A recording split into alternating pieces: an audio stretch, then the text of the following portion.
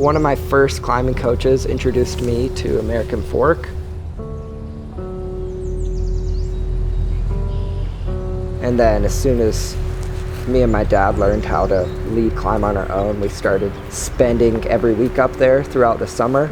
Every Tuesday and Thursday evening after my dad got off work, we would head up to AF. And it would be a pretty short day. We'd warm up and both give a project, a few burns, and then that would be the day.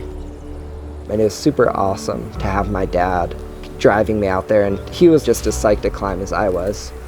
We climbed a lot at the Hell Cave. Both would get a project and then be psyched to go try that project. American Fork has been such a big part of my climbing. Growing up, it was the first place I'd spent so much time outside. My name's Dalton Bunker. I'm from Boise, Idaho. I'm 21 years old, and I've been climbing for around 7 years now.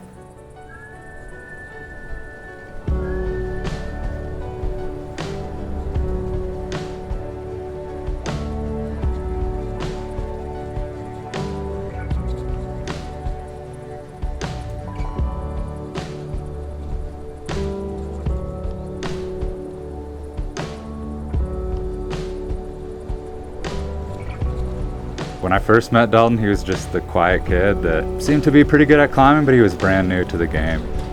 He'd been climbing for 3 years or something, not long, and I was pretty blown away that he'd climbing at an extremely high level for only climbing that long.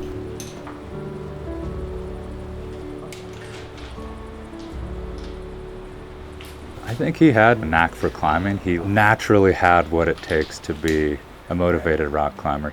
After he kind of had a little base of climbing, he joined this competitive climbing team, try his hand at competition climbing, and he walked right into a team full of just stacked, super experienced, super strong climbers.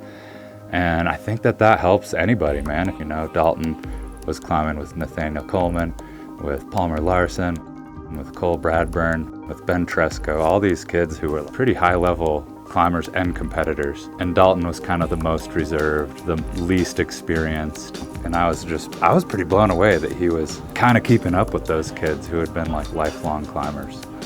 I think I was super lucky because all these kids were not way out of reach. I could kind of conceive, so I was able to climb with them.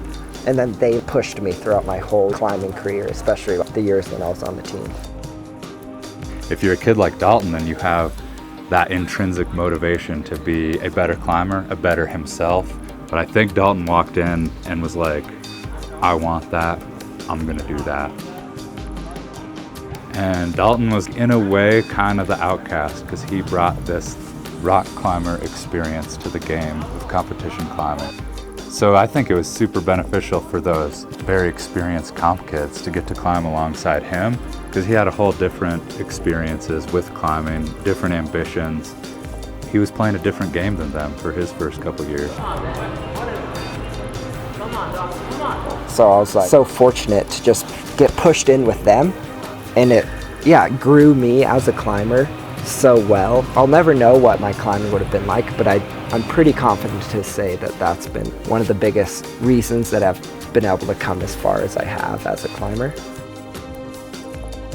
And then I think he had that season where he actually found success really quickly on a lot of hard routes in a row, you know, in the not 14A, but like 14B and C and notoriously hard ones and all styles of that grade. I think it was the switch that flipped that he needed to see, wow, I'm capable of that. Capable of that next step. Now this ain't Verona, but it's just as poetic as watching the Montagues and Capulets going at it. The return of the drums with narrative street poetry, a play on words that would make Shakespeare notice me. You could call it flowetry, I'm living in London. Strictly underground where inspiration is abundant. Big Ben in the backdrop, but the state's lacking cash crop. Where them street rats need cheese and keep the lab hot. From dusk to dawn doing midsummer's night. I thought it was pretty standoutish and cool that Dalt was able to send so many truly classic, truly lifeless for most people routes within a couple months time frame. And it was interesting for him to step into the scene with all these rapid sends of hard stuff slightly under the radar. And I think that's because he just didn't care to blow it up like that. Like, to him, it didn't feel like this newsworthy amazingness, like, look at me, I'm awesome. For him, it was just like routes he wanted to do, and he was motivated by them. And when he would send them, he would just think, oh, well, cool, I want to go climbing next weekend too. I'm stoked. What am I going to try? Another big one. The next weekend, 2 more. What's next? Slam from here to York, Alabama. So consider this a love letter to rekindle the flame of a dying visual they say is crippled and lame. In the morgue waiting on a headstone in the grave, and commemorative plaques for rap bearing hip-hop's name. Name another genre that's been scrutinized the same, for raising hell minus the same level of blame. So we salute the aims of our abandoned authors, raised in poverty and became world-renowned scholars, masters of communication and vocal presentation. To Japanese and Swedish cats learned a new language, Brazilians and Haitians, Czech Republican patrons, all pledging allegiance to this one nation, one people under God, hungry to see freedom rooted in a new culture, repping an old kingdom, a unified voice, a caged bird once wingless that learned to take flight by speaking that street English. Trying to speak the done language. And if you understood My grandma, the crew bringing the ruckus, no doubt it's real still. And all my people's on the street. trying to speak the done language. And if you understood My grandma, slam from here to York, Alabama. To the street.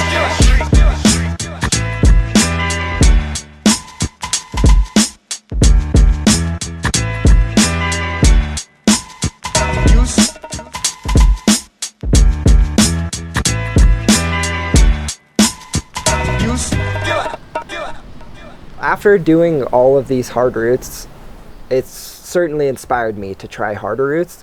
Go through a bigger process is kind of what I've been looking for. I've been learning how much more satisfying it is finding those routes that take more effort. Where I have really enjoyed and think it's great to like do stuff fast because it gets you more volume. But there's something also about that process of like really putting in the time to a route and like dealing with a lot of failure. That moment when you do it is a lot more rewarding. So I've kind of learned the process of those, like understood the process a little better. I feel like just when I first started climbing, like loved the high concentration of hard routes so close to me. So yeah, as the years have gone on climbing the Hell Cave, learning more about the history and how the climbing there was in the progression of sport climbing at the time, it's kind of drawn me to keep climbing there and keeps me psyched to climb on the routes. American fork climbing, especially the Hell Cave, that's where I've spent the most time, has been such an important part of my climbing. It's just stacked with hard climbs. That's kind of where I progressed as a climber. I went from 512 to 514 in the Hell Cave. A lot of my first hardest climbs were there. Pretty hard to climb there because I would say it's not my natural style, which is more long, restful endurance routes. These are just like savage. A lot of the routes are only 35, 40 feet, 20 moves, no resting. As I started to finish off all the hard routes in the Hell Cave, I kept thinking I was done and then I'd find another route. And then I have a good friend, Jess, who had kept telling me to try this route, the Fire Pit Project. I think it was bolted 20 years ago by Roth. For most of my climbing, sport climbing, I could do all the moves on the sport route my first try. And this one, I couldn't do like half the moves. It's not a lot of moves, but I couldn't do most of them.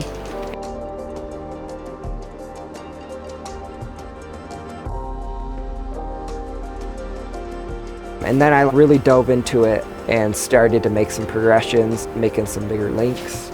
And as I saw the possibility, it got me more and more motivated, especially it being one of the last hard routes left in the cave and such a long-standing project in a place that's been such a big history in my own climbing.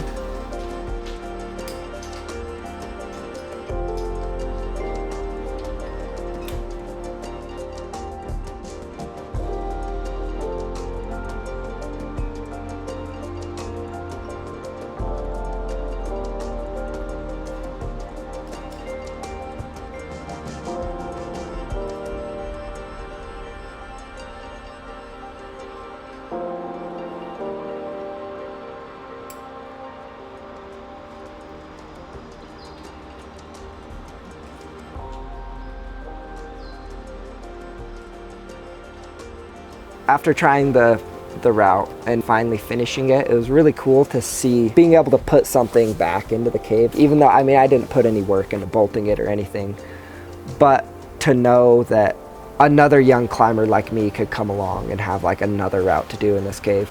It's definitely, yeah, the hardest route I've ever done. So it's cool for that to be in the birthplace of my sport climbing almost.